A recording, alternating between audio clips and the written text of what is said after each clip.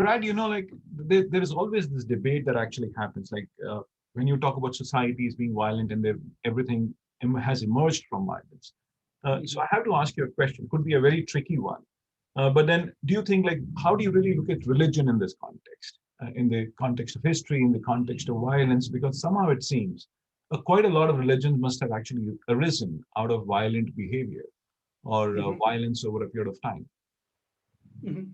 So, like I mentioned in this previous answer, but this new book that I'm working on, basically the book is a critique of what is called sacred violence, right? And sacred violence, it was a concept which was initially developed by the phenomenal thinker René Girard. Now, I agree with René Girard in the sense that I don't think history is defined by class war, or I don't think history is defined by race war. I think history is defined by religious war. And history actually is the continuation of religious war. So, and what I mean by that, René Girard has this theory where he basically says that, you know, society begins with sacrifice, that we have sacrifices. Just think, for instance, of the sacrifice of Christ as the obvious example, which Girard uses, right? And Girard says you have this kind of abhorrent violence, but this violence is necessary because it allows us to set in place the morality of society. So, in that word, in other words, for Girard, we always need the sacrifice to let us know what is permissible in a society. So, in other words, we will never truly banish violence. We just need to regulate it. Now, religion becomes the vehicle for this historically. Religion is, and in that sense, of course, without getting too philosophical, this is the way in which we then understand metaphysics. You wouldn't have a Christian metaphysics were it not for the sacrifice of Jesus, right? But you can latch this onto the modern nation state. A modern nation state would have very little appeal to us were it not willing to appeal to the sacrifices of the past. So, Francisco de Goya understood this. Francisco de Goya was the very first artist to paint what Nietzsche calls the death of God. And what Goya understands, for instance, in his representations of violence, is how the body of Christ is replaced by the body of the hero. So the hero now becomes the new sacrificial motif for society. And this is where I agree with Carl Schmitt.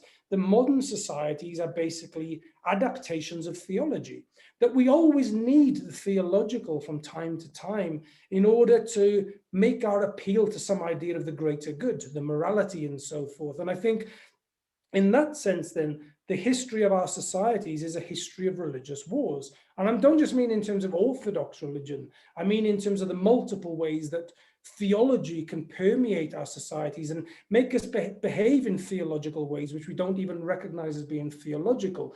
Now, one of the questions then which I like to ask myself is, okay, how do we understand, and this is what I do in this book, what then, if we want to call maybe the change in sacred object for power, right? How do we understand the way in which this has transformed over time?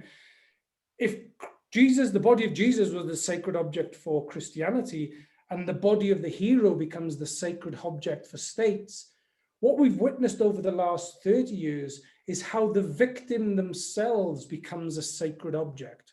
Right. So, and what I mean by this, we can think of this, I think there's a very pivotal moment in the late 1960s, and that is the representation of the burning Vietnamese girl called Kim Phuc. And, her image of her running down the street in itself with her arms out wide is very iconic and very theological, right? She's like a surrogate Christ on the cross whose back is burning as she's running down the street. And there's a Christian theology at work there.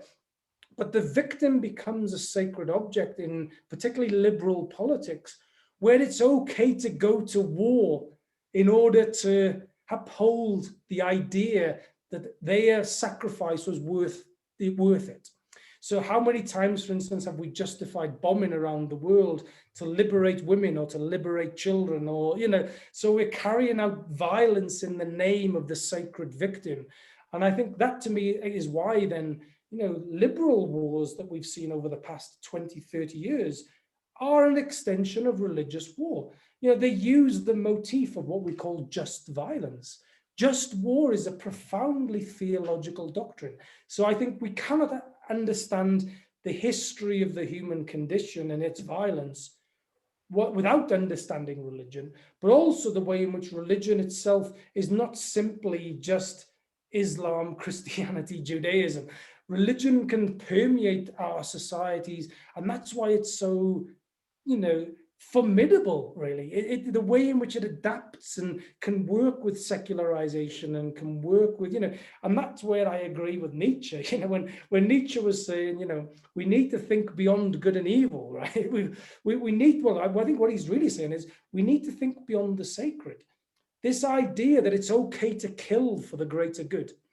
And I think that is what the sacred ultimately means, that it's okay for us to kill as long as we can connect it to some metaphysics, to some idea that this killing is worth it. And I think that's where, the religious always smuggles itself in to even the most secular ideas.